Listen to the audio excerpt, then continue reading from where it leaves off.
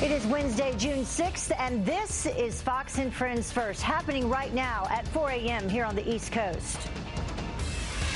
And it wasn't Donald Trump that passed the sanctuary state. It was Gavin Newsom and the Democrats.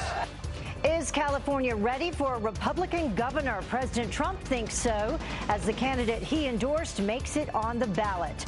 But is there enough Republican momentum to stop a Democratic power grab? We're live with election results pouring in overnight.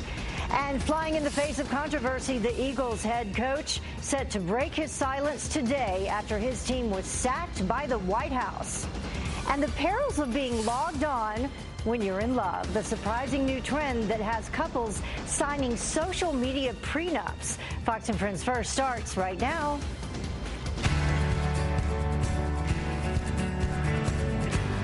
In the middle, we're talking about who came out on top, a big night of elections. Thank you so much for joining us this Wednesday morning. I'm Heather Childers. Let's get straight to our top story. We certainly appreciate you joining us. Results pouring in from 8 state primaries this morning, but all eyes on California with a gubernatorial seat up for grabs, and both parties hoping to flip crucial House seats in November. Let's get right to Griff Jenkins, who is live in Washington, D.C. to break it all down for us. So, Griff, long night. It was indeed. Good morning, Heather. They call it the jungle because the top two primary candidates advanced regardless of party, and nowhere in the so-called jungle was it more fierce than California's gubernatorial race, where the GOP would not be denied last night. Democrat Lieutenant Governor Gavin Newsom easily cruised to advance to the general election, putting President Trump front and center. Voters will have a real choice this November between a governor who's going to stand up to Donald Trump and a foot soldier in his war on California. Mark my words, I've never backed down from a fight. But it was President Trump's support for Republican John Cox which helped him keep the GOP from being shut out. Mr. Newsom made it clear that he wanted to run against me instead of another Democrat. Be careful, Mr. Newsom. Be careful for what you wish for. Let's send him the very first message, and that is it wasn't Donald Trump who made California the highest tax state in the country. It was Gavin Newsom and the Democrats. And Democrats' hopes of riding a blue wave to regain the House majority are in question at this hour, depending on the outcome of 7 of California's Republican-held seats where Clinton won in 2016. Remember, Democrats need to flip 23 total seats in the House to regain control at this hour. Some of those 7 races still close to call, with the possibility of Democrats getting boxed out of those races by Republicans winning the top 2 spots. For example, in California's 48th, Heather, incumbent Dana Rohrabacher easily won first with roughly 30%, but the 2 Democrats are being challenged by a Republican, all within striking distance of each other. Very important there. And there were some errors in L.A. County. Some 118,000 names left off the ballot due to a printing error. County Clerk Dean Logan issuing this statement: "We apologize for the inconvenience and concern this has caused. Voters should be assured their vote will be counted." And it wasn't just California. We should point out 8 states cast ballots last night, including Alabama, Iowa, Mississippi, Montana, New Jersey, New Mexico, and South Dakota. A notable outcome, incumbent Senator Democrat Bob Menendez held on despite his recent trial. But make no mistake, as these results come in this morning, this is all about Democrats hoping to retake the House, and they are hinging upon California, where races still in question. All right, Griff Jenkins live for us. That was a lot. Thank you so much. Appreciate you running through all of it for us. Well, Democrats, in the meantime, pulling out all the stops, as Griff said, in last night's primaries as they seek to retake the House. But Fox News politics editor Chris Steiwalt says that they're going to need a lot of help to hold the line in the midterms. So far, Democrats have a lot to be happy about tonight in terms of the way things went in the East, though Republicans got pretty much what they needed. Now that we know that this House contest, battle for control of the House, could be quite close, right? If the election were held today, control of the House would be narrowly decided. We're looking at 1 or 2 of these House districts could make all the difference. Democrats need help right now. They're going to have to airdrops. It's going to be like the Berlin airlift in Orange County. They're going to have to dump millions and millions and millions of dollars to try to hold the line in those those seats and get voters out. You know what they're going to say? Don't let Nancy Pelosi be back in charge. Well, Democrats need to flip 23 seats to regain majority of the House. To the other big story we're following, Singapore's Capella Hotel is set to make history. The luxury resort will play host to President Trump's June 12th summit with North Korean dictator Kim Jong-un. President Trump, I should say, is expected to stay at the hotel, which sits on a secluded island, actually, that once served as a pirate hideout, they tell us. Well, the denuclearization talks will mark the first ever meeting between a U.S. president and the leader of the rogue regime. Chinese tech giant ZTE could be back in business. Reuters reporting the Trump administration reached a preliminary agreement with the company, lifting its ban on buying American supplies. Well, the tech giant has was left economically crippled, I should say, after doing business with Iran and North Korea, violating sanctions. The company will reportedly pay $1 billion in fines. China has offered to buy another $25 billion in American goods. Well, the Philadelphia Eagles, we told you about this yesterday. Their head coach, Doug Peterson, expected to address the Super Bowl champs' canceled White House visit today. The Trump team calling the whole thing a political stunt from the Eagles. Doug McElway has that story for us. 1,000 Philadelphia Eagles fans came to the White House. The only thing missing was their team. After President Trump withdrew their invitation, he tweeted, quote, "Unfortunately, only a small number of players decided to come and we canceled the event. Staying in the locker room for the playing of our national anthem is as disrespectful to our country as kneeling. Sorry." In a formal statement, the White House added that the invitations would remain open for the 1,000 invited fans who, quote, "deserve better." No members of the Eagles team knelt during the national anthem through the 2017-28 season, but a few players did stand and raise their fists during the anthem at times. The decision to withdraw the invitation has again left the president in familiar crossfire. He won his battle with the NFL. They changed the rules on taking a knee during the games. He could have just declared victory and welcomed those who wanted to come. It's a defeat for the players one more time. They just will not let this go away. The Associated Press reports that the president had been leery of the visit all along, noting team owner Jeffrey Lurie has been a Trump critic. The White House today blamed the Eagles franchise for what it calls a political stunt. If this wasn't a political stunt, they wouldn't have waited until Monday, well after 1,000 of their fans had traveled and taken time out of their schedules to offer only a tiny handful of representatives to attend the event. In a tweet, Eagles player Malcolm Jenkins blamed the president, quote, "The decision was made to lie and paint the picture that these players are anti-America, anti-flag, and anti-military. We will continue to fight for impacted citizens and give a voice to those who never had one." In Washington, Doug McElway, Fox News. In other news, the ousted deputy director of the FBI wants to trade his testimony for immunity. The attorney for Andrew McCabe asking the Senate for protection against possible prosecution ahead of the congressional hearing on the handling of the Clinton email investigation. McCabe, you'll remember, was fired over allegations that he leaked to the media and he lied about it a couple of times. And we're now learning that FBI agent Peter Strzok played a larger role in the Clinton probe than originally thought. The FBI espionage chief detailing his work in a closed-door meeting on Capitol Hill. Strzok was demoted over the anti-Trump text sent to a coworker and lover. Well, acting ICE Director Thomas Homan defending the zero-tolerance policy at our nation's borders. Those who choose to violate the law, come between the ports of entry, are committing a crime. It's sad to see the children cry when you take a parent out of the home. But because it's sad doesn't mean we ignore the law. I can't blame anybody for wanting to be a part of the greatest country on earth. But there's a right way to do it and a wrong way to do it. Well, his response stemming from backlash on ICE's policy of separating parents and children caught illegally crossing the border. This comes as officials plan to tour 3 military bases in Texas to see if they are in fact suitable to house the 11,000 unaccompanied migrant children currently in the U.S. President Trump praising Mitch McConnell for keeping the Senate in Washington this summer. Our commander-in-chief tweeting, Mitch McConnell announced that he will cancel the Senate's August recess. Great. Maybe the Democrats will finally get something done other than their acceptance of high crime and high taxes. We need border security. Critics say the Senate Majority Leader is trying to keep Democrats off the campaign trail, but he says there's too much work to be done. Over at the House, members appear ready for recess. Majority Leader Kevin McCarthy called this the most productive session in years. So keep them there till the work gets done. Well, today marks the 74th anniversary of D-Day. Americans all across the country will honor the thousands who fought and died in the battle at Normandy. Nearly 3,000 Americans were killed storming the beach in 1944. It was one of the most pivotal moments in World War II, leading to the liberation of France and signaling a beginning to the end of the war in Europe.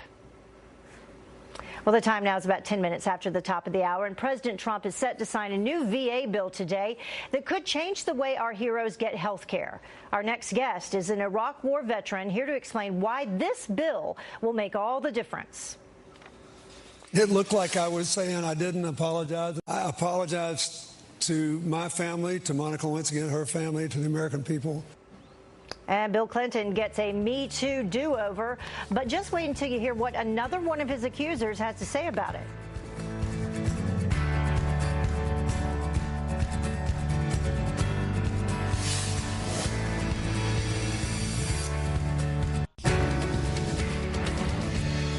Well, President Trump will come through on his promise to put America's heroes first by signing the VA Mission Act into law. Here to explain why this is such a major step toward fixing the VA's broken health care system is Executive Director for Concerned Veterans for America and Iraq War veteran Dan Caldwell. Thank you very much for joining us. We appreciate it. Thank you for having me on again, Heather. So let's take a look for people at home and break down a little bit of what the VA Mission Act would do. It adds $5.2 billion to VA healthcare program. It expands access to non-VA providers. It combines VA community care programs, and it expands the family caregiver program. So what do you think is the most important element here that will make a difference to veterans? Quite simply, this bill will give veterans more health care choice. That additional money is not going into the VA's failing government-run health care system. It's going into community care programs that will allow veterans to access care outside of the VA when they need it and when the VA can't provide the care that they deserve. It additionally creates private urgent care clinics for veterans so they can access walk-in care without an appointment, which will vastly increase choice and access for care for veterans. And I think that's the biggest part of this. And as you know, this was one of the president's biggest promises, and he's keeping it by signing this bill today. Yeah, another promise kept. But what about the timeliness of appointments? I know that this is always a huge issue with anyone's health care, specifically for veterans. How will this work? So one of the big remaining issues at the VA, not at every VA hospital, but certain ones across the country, is that there's still not timely care for veterans. There was just a recent government accountability point that the current choice program, which was implemented under the Obama administration, is not providing timely care in many cases. That's because of the bureaucracy, because of some of the rules that were put in place by the Obama administration that, quite frankly, were put in place to undermine the choice program because they were uncomfortable with it, because they didn't want that much access to private care. This bill will streamline those programs. It will reduce the amount of bureaucracy and set clear standards for when a veteran can access care outside of the VA and empower veterans, not bureaucrats. And from what I understand, a lot of veterans are using that program, specifically about 30,000 appointments a day. So this $5.2 billion will go toward continuing that choice program through 2019. And then what happens? Once the program ends in 2019, there will be a new VA community care and choice program. It will be one program instead of 7, and that reduces bureaucracy and duplication, which will hopefully allow veterans to get care quicker and which is more convenient to them. So you know firsthand the issues that have been in place with the VA healthcare system, those issues moving forward. Does this do enough? What needs to happen next? Well, look, this bill is a big deal. It's a big win for veterans. It's a big win for President Trump, but it doesn't fix every problem within the VA. We still need to get to a point where veterans have full choice. What I mean by that is a veteran can choose to go to a VA community provider or a VA healthcare system at their choice, not determined by a bureaucrat or not determined by standards. They need to have their choice. This bill gets us very close to that, and it is a big step forward, but it doesn't go all the way. All right, Dan, thank you so much for joining us this morning. We appreciate you breaking it down for us, and thank you for your service as well. Well, thank you for having me on to discuss this important issue, and thank you for covering it. All right, have a great day. Well, the time now is about 18 minutes after the top of the hour, and a brand new twist in the bromance between Dennis Rodman and Kim Jong-un. Will the former pro basketball star have a key role in the high-stakes Singapore summit? Carly Strimpkus is here with the rumors swirling online.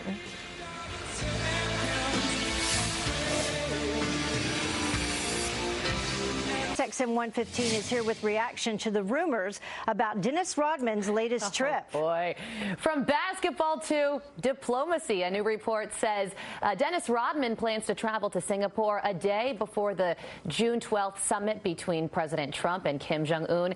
Now, a source tells the New York Post a lot of times in situations that involve complex diplomacy, countries like to identify ambassadors of goodwill. And whether you agree with it or not, Dennis Rodman fits the bill. Whether you agree with it or not is the key phrase here, because social media reaction is pouring in on this one. Shannon on Twitter says, good for him if that makes Kim denuke. I'm for it.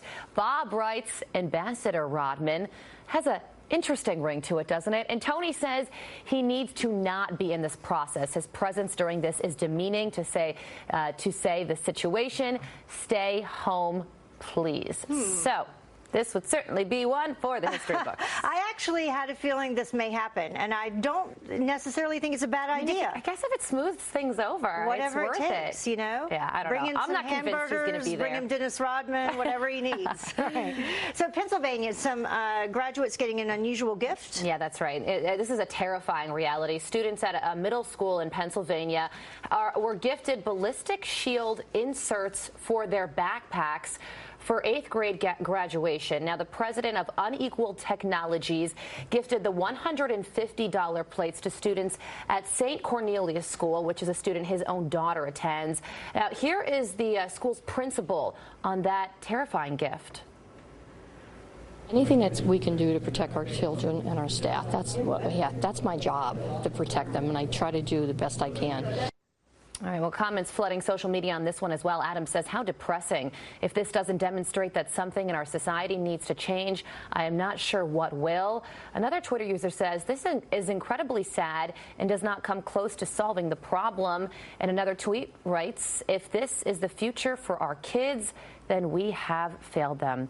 Such a tough situation. If this makes students and parents feel better, though, I guess it's worth it. Absolutely. So this next topic I wanted to move to, for sure. So the social media prenup, what is this? Okay, so social media has made relationships more complicated, of course, which is why more and more people are getting what is called a social media prenup. So these prenups can address everything from whether or not couples can post pictures of children in the event of a divorce, or who would control joint social media accounts.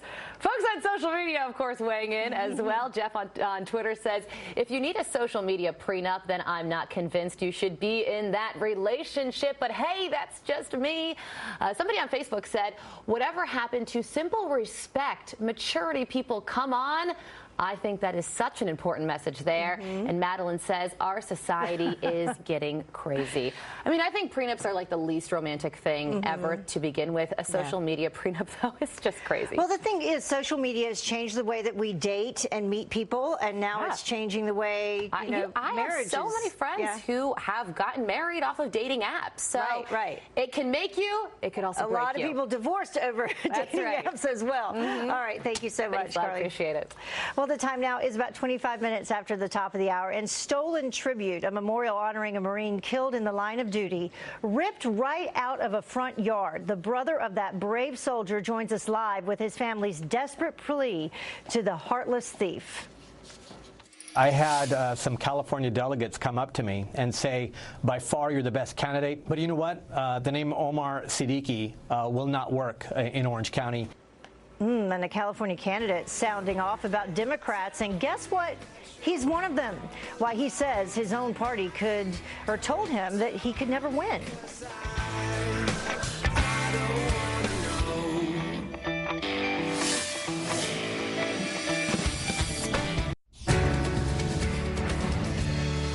Welcome back. The FBI agent who sent anti-Trump text messages had a larger role in the Clinton and Russia investigations than originally thought.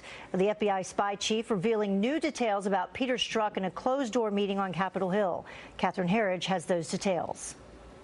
The FBI's espionage chief, Bill Priestap, with direct knowledge of the Clinton email and Russia investigations, testified for the first time behind closed doors for House investigators. How's it going in there? It's like going to the dentist. Priestap's former #2 FBI agent Peter Strzok was a central player in the Clinton email probe and later removed from the Russia case for anti-Trump bias. Based on testimony and documents, one Republican said Strzok appeared to be running the show. Not only the text messages that we have, but the emails that have been produced to the Oversight and Judiciary Committees. And so while technically that may have been a Bill Priestap call, I think it was more Peter Strzok driven. One committee Democrat said Priestap's testimony was straightforward, direct, adding he intervened once the extramarital affair between Strzok and FBI lawyer Lisa Page was known. He was a supervisor, and so I think that he took the appropriate actions once he found out about the nature of the relationship. Republicans want more information from Priestap about the alleged confidential human source that contacted Trump campaign aides. Priestap rarely traveled overseas, and lawmakers pressed him on a May 2016 trip to London and whether it was connected to the Russia probe that Strzok launched 2 months later. Priestap, along with his former boss FBI Director James Comey and others, are the subject of the long-awaited Inspector General's report into the FBI's handling of the Clinton emails. With congressional committees in a holding pattern, waiting for the report to drop any day, on Twitter the president questioned, quote, "What is taking so long on crooked Hillary and slippery James Comey?" adding, quote, "Hope report is not being changed and made weaker." On Capitol Hill, Catherine Herridge, Fox News. Well, there's been a lot of speculation around the delay in the release of that Inspector General's report. Former Deputy Assistant Attorney General Robert Driscoll defends the delay, though, as not out of the ordinary, but merely the Justice Department doing due diligence to protect sensitive information. I think people are overblowing the delay. I mean, I've represented people in this situation. When the report's done, everybody who represents someone who's been interviewed in that report gets their little chunk of the report that mentions their client, gets to review it alone in a room and not take it with them, and has about a week to get back with any comments to the IG, who then decides whether or not to take them into account or not. So the fact that it's 2 weeks after it's done is about on time. I mean, I would be concerned if it took another week or so, but right about now is about when it should be coming out, in my experience, from when the report is done to when you work through that process. And in this circumstance, there's a lot of high-powered lawyers involved. I'm sure people are billing lots of hours making objections. Inspector General Michael Horowitz is slated to testify before Congress next week. And now this Fox News alert for you. Taking down terror at a rampant pace. U.S. forces have increased air and artillery strikes against ISIS in Syria by more than 300% since March. The surge carried out by Operation Roundup, that's what it's called, successfully obliterating 280 ISIS targets along the Iraq-Syria border. Well, Secret Service agents busting a White House contractor wanted for attempted murder. Martise Edwards taken into custody at a checkpoint when he was heading to work. Authorities in Maryland saying that he was apparently involved in a shooting last month. The Secret Service doesn't know what Edwards' exact role was at the White House, but I'm sure they will find out. Also breaking overnight, some results starting to pour in from 8 state primaries this morning, but all eyes on California. Democrat Lieutenant Governor Gavin Newsom and President Trump's pick, Republican John Cox, advancing to the state's general election. Voters will have a real choice this November between a governor who's going to stand up to Donald Trump and a foot soldier in his war on California. Mark my words, I've never backed down from a fight. Be careful, Mr. Newsom. It wasn't Donald Trump who made California the highest tax state in the country. It was Gavin Newsom and the Democrats. And in New Jersey, Democrat Senator Bob Menendez held on despite his recent trial. And Democrats need to flip 23 total seats in the House to regain control. Well, the so-called party of inclusion is now being challenged by one of its own. Omar Siddiqui, a Democratic congressional candidate for California's 48th district, says that he was told by his own party that he would never win. Listen. What happened was I had some California delegates come up to me and say, by far, you're the best candidate. You have the most experience. You're an engineer. You're a lawyer. You have government experience. You've worked with the FBI. But you know what? The name Omar Siddiqui will not work in Orange County. You need to change your name. And you can imagine that was just unacceptable to me. I do not want to be judged on the color of my skin, but rather the content of my character. The Democratic Party is supposed to be the party of the underrepresented and the party of the marginalized. During the course of our campaign, we knocked on thousands and thousands of doors. And one thing was a recurring theme was that the underrepresented communities were not getting any attention, point blank. Well, Siddiqui was vying for the seat held by Republican incumbent Dana Rohrabacher. Well, a heartwarming note, or a heartbreaking, I should say, note left behind by Kate Spade, found dead in her New York City apartment from an apparent suicide. The letter addressing the fashion icon's 13-year-old daughter, saying in part, "I'll always love you. This is not your fault." Well, family members claim that she struggled with depression for years. Brother-in-law actor David Spade paying tribute on Instagram saying, quote, "She was so sharp and quick on her feet. She could make me laugh so hard. I still can't believe it. It's a rough world out there, people. Try to hang on." Kate Spade was 55 years old. Really a shock to so many people yesterday. On Facebook, shared some information with a company flagged as a national security threat. The social media giant confirming that it has data partnerships with 4 Chinese electronics firms in order to create Facebook-like features. Well, one of them, the world's 3rd largest smartphone maker, has been criticized by U.S. intelligence. Facebook now saying that they will end that agreement by the end of the week. So we'll keep our eye on that for you as well. Well, President Trump said that he would be a great jobs president, and he's certainly delivering on that. There are now more jobs in the U.S. than workers to actually fill them. We're going to win so much, you may even get tired of winning, and you'll say, please, please, it's too much winning. Well, there were a record 6.7 million job openings in April. That's the highest number since the U.S. started tracking it 18 years ago. Only 6.4 million American workers needed jobs. And we certainly need to hear a lot more stories like that. What a great problem to have, though. Well, Justified, hoping to claim his place in Triple Crown history this weekend. The 2-year-old colt arriving in New York for Saturday's Belmont Stakes. Justify already winning the Kentucky Derby and the Preakness. Our very own Janice Dean had a chance to meet the horse and his jockey last month at the Kentucky Derby. In 2015, American Pharoah became the first horse to win the Triple Crown in 37 years. So good luck. We'll see if that happens.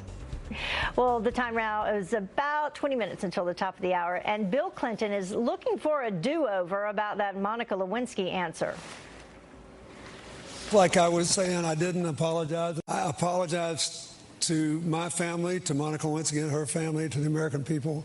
But just as he tries to redeem himself, a brand new bombshell allegation.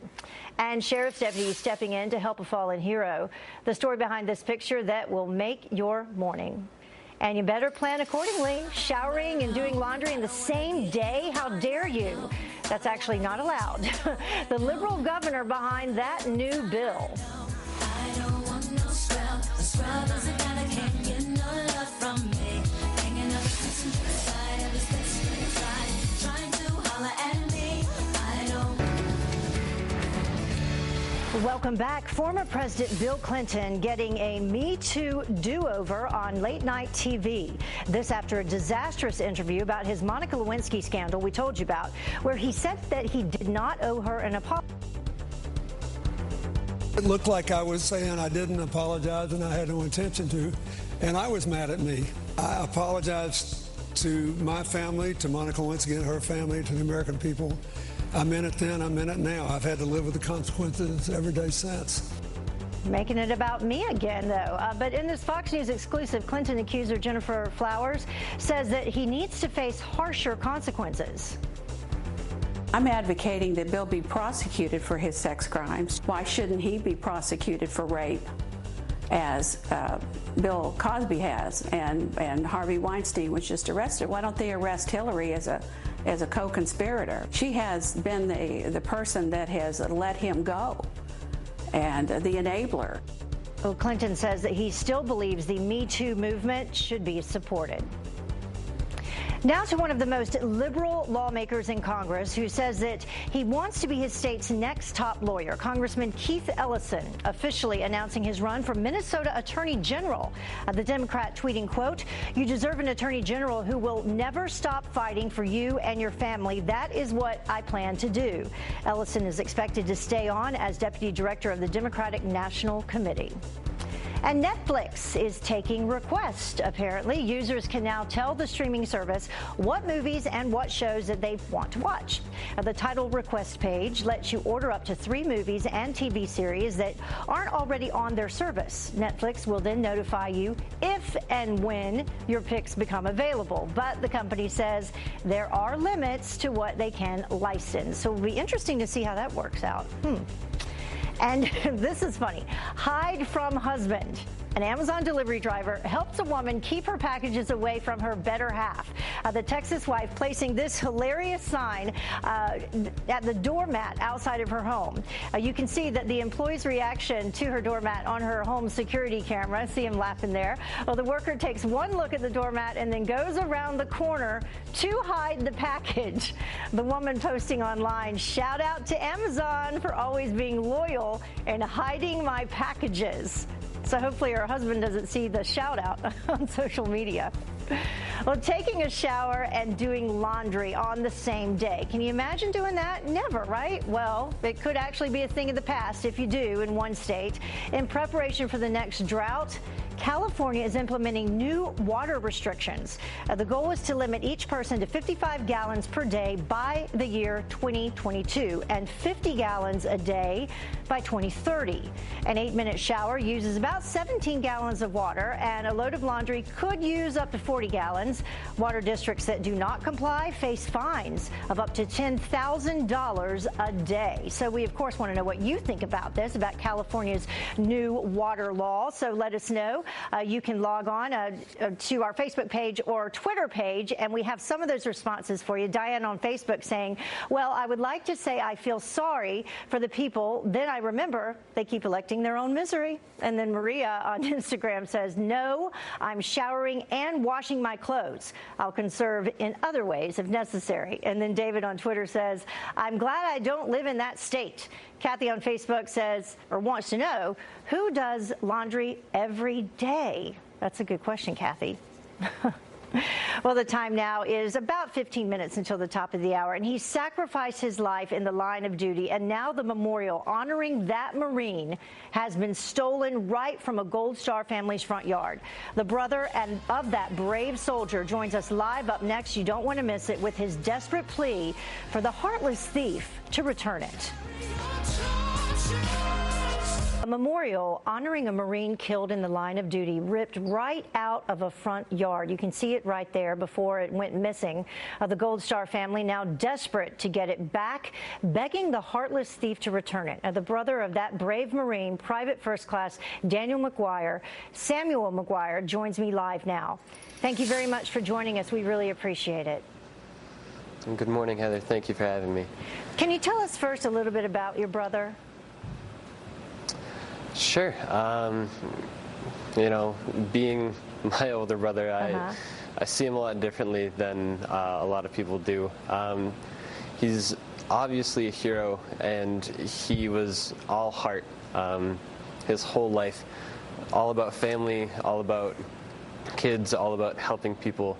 He was just full of love, and that's the best way to describe him. Yeah, and he was killed during a tour of duty in Iraq back in 2008. And when you talk about a big family, you're the youngest of what, 6 brothers? Yes. So family definitely important. You all bond together for sure. Oh, yes. Yeah. We're all very close, even though there's a whole bunch of us. Yeah.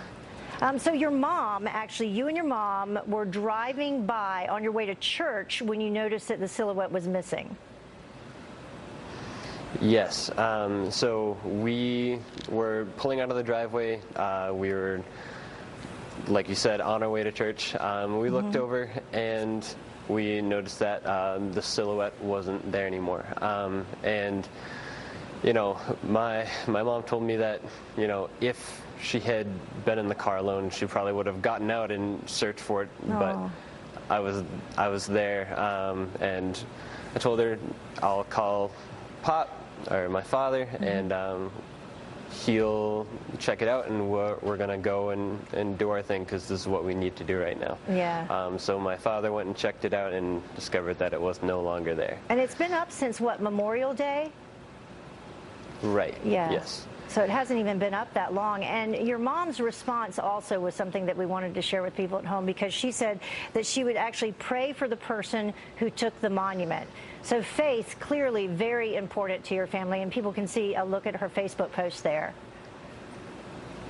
Right. Yeah, the McGuire family isn't mad about this. I mean, the memorial was more for everyone. While it has special significance to my family, being a Gold Star family, the silhouette wasn't of my brother. It was to symbolize anyone who served and fell. So while we're upset that someone would do that, we don't believe that it was malicious. And we're praying and hoping that the people who did it would talk to us or bring it back, and we're not angry. We just want it back. People to right. So how can people do the right thing? How can people get in touch with you and your family? The best way to do it right now is to find one of our Facebook posts. I mean, it's already gotten over 3,000 shares, which is kind of mind-blowing, because we were just trying to get the word out there to friends and family, and it became a lot bigger than we thought. Yeah, that shows you how many people really do care about our military and your family as a result of that. Sam, thank you so much for joining us. We really appreciate it. We appreciate your brother's service. Also, people can contact the Springfield, Massachusetts Police Department and let us know when you find that silhouette, because we certainly think that you're going to find it. I agree. I think that the people involved will do the right thing. Yeah. Thank you for having me, Heather. All right. Appreciate it. Have a good day. Well, the time now is about 6 minutes until the top of the hour, and up in flames, a UPS truck packed with packages exploding just feet from home. What was inside that triggered this blast? And this guy is definitely too cool for school. Why everyone is rushing to snap a selfie with this.